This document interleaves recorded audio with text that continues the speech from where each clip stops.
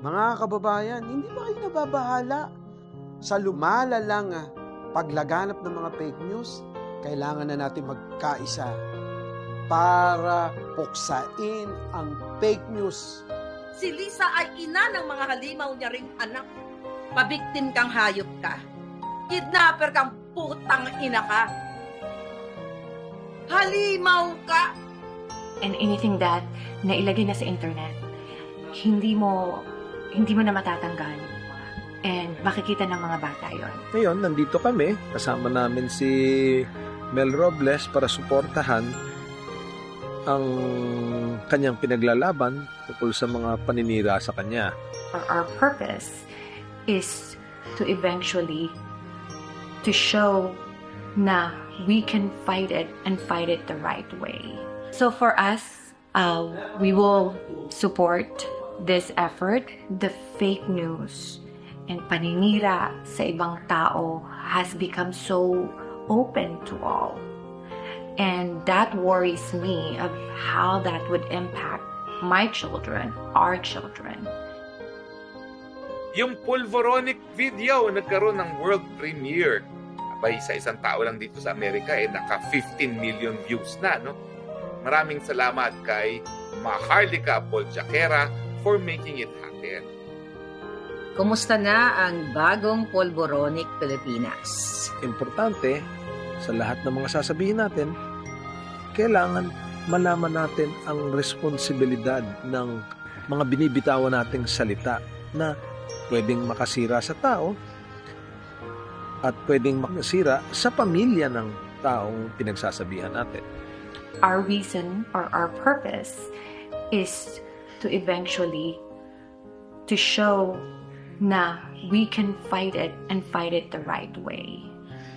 Kami, ang gusto namin is matigil na lahat itong mga ganitong pagpapakalat ng mga maling impormasyon. She's a private citizen, and it's not right that she's been dragged into this. I know na mayroong talagang Polvoron video. Kitang-kita po dito sa video na hindi po yan ang ating Pangulo. Peke po ang ginawa nila na video at obvious po na ito ay gawa-gawaan lamang. The NBI, DOJ, and DILG assured that those continuing to spread this malicious video will be held accountable. I know this is going to be a long journey, mahaba ang pagdadaanan ng proseso. Even just kahit kaunti lang, maitama yung napakaraming mali. So sana sa mga susunod na mga panahon, itong aming mission dito na maipakita kung ano yung mga dapat at hindi lang dapat natin. Ibig sabihin yung mga limitasyon natin sa pagbabalita natin. Our purpose is coming from the heart and really, again, thinking about the people that could benefit from it. Hindi ko maintindihan kung bakit ganun na lamang ang kanilang pagpupursige. Pagiging desperado para agawin ang kapangyarihan na ang mismong taong bayan naman ang nagluklok.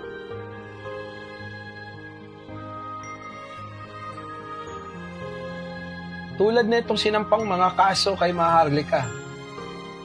Ito kapag natanggap niya to, ay tiyak na siya ay hindi na magkakaroon ng kapayapaan sa kanyang isipan. We believe in this advocacy and we believe that there could still be good that would come out from this.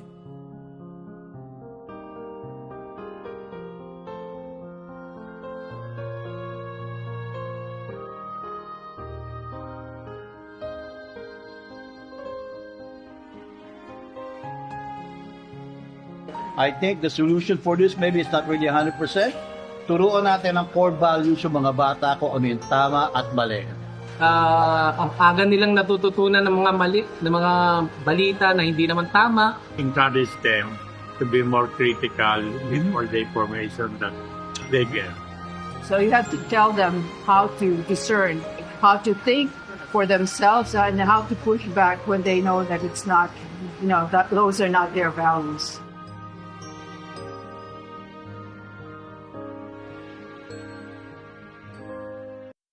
So ating natunghayan itong video wherein na-interview itong isang complainant ni Maharlika na nagsampa din ng kaso sa kanya sa US. Ito ay si Miss Neri Sotelo Guba.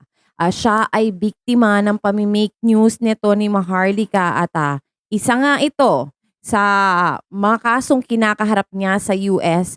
Bukod pa doon kay Mel Robles.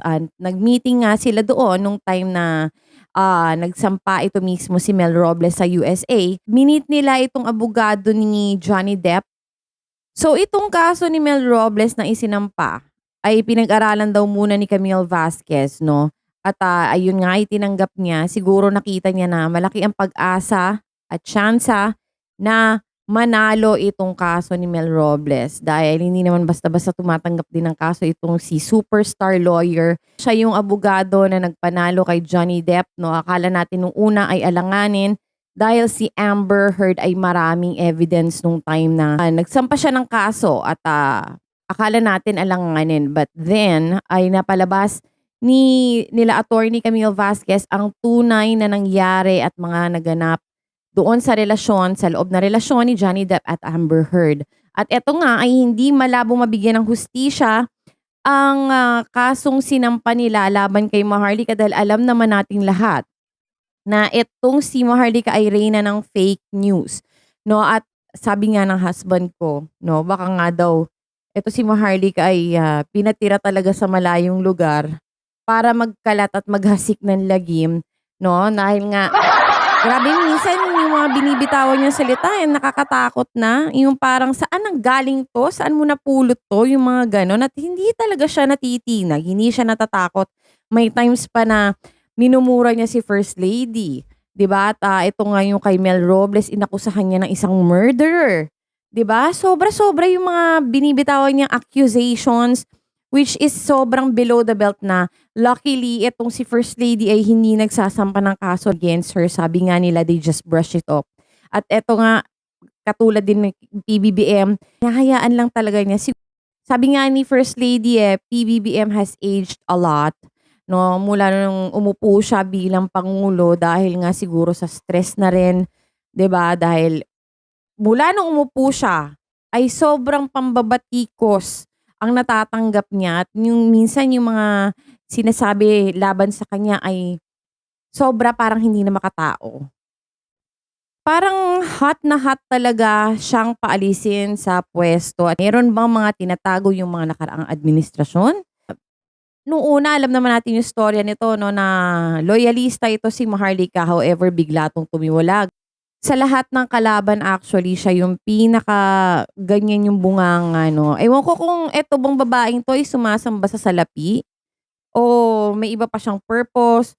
Lately, meron pa siyang pa-video. Kung tutuusin, 'di ba dapat umaksyon na ang Pangulo natin dahil sobra-sobra na itong ginagawa sa kanya pero nananatili silang tahimik at walang kibo.